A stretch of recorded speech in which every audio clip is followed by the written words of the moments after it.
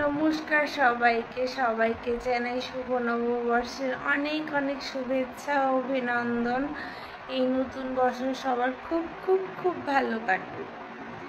আজকে সকাল সকাল পান্তা ইলিশ দিয়ে সকালটা শুরু করেছেন কে আমার মতো। আমি তো সকাল সকাল উঠেই আজকে পান্তা ইলিশ খেয়েছি।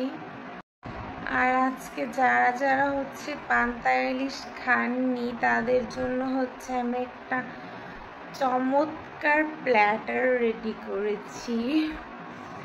সেটাই সবার সাথে আজকে শেয়ার করব আমি।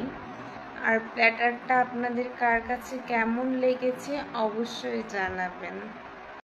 এই প্ল্যাটারটা রেডি করার জন্য ফার্স্টে আমাদের লাগবে সুন্দর একটা প্লেট।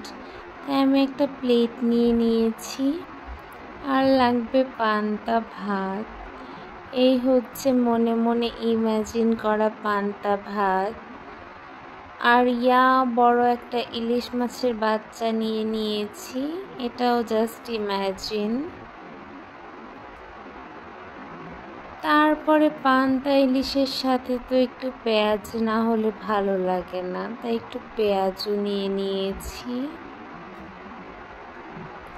আর তার সাথে তো অবশ্যই কাঁচা লঙ্কা মাস্ট। কাঁচা লঙ্কা ছাড়া পান্তা ভাত আবার জমে নাকি বলেন?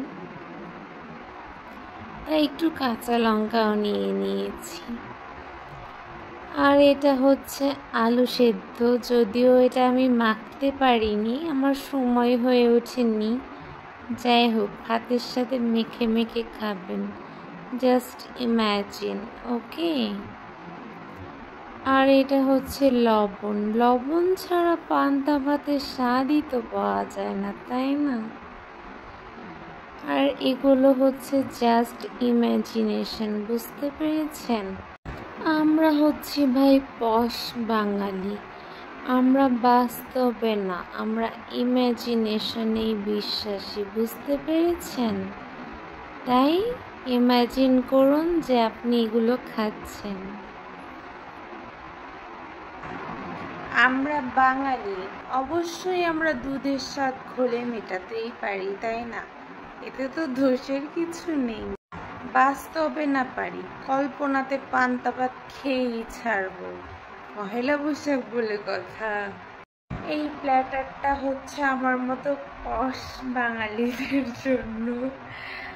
আমি একদমই শো অফ করতে পছন্দ করি না, শুধুমাত্র আপনাদের জন্যই আমি এটা শেয়ার দিলাম। আর কেউ কিন্তু ভুলেও ভাববেন না এটা আমি শো অফ করতেছি, এটা কিন্তু আমি জনস্বার্থে প্রচার করছি। যাই হোক, কেমন লাগলো অবশ্যই জানাবেন। টাটা সবাইকে, অ্যান্ড এগেইন শুভ নববর্ষ।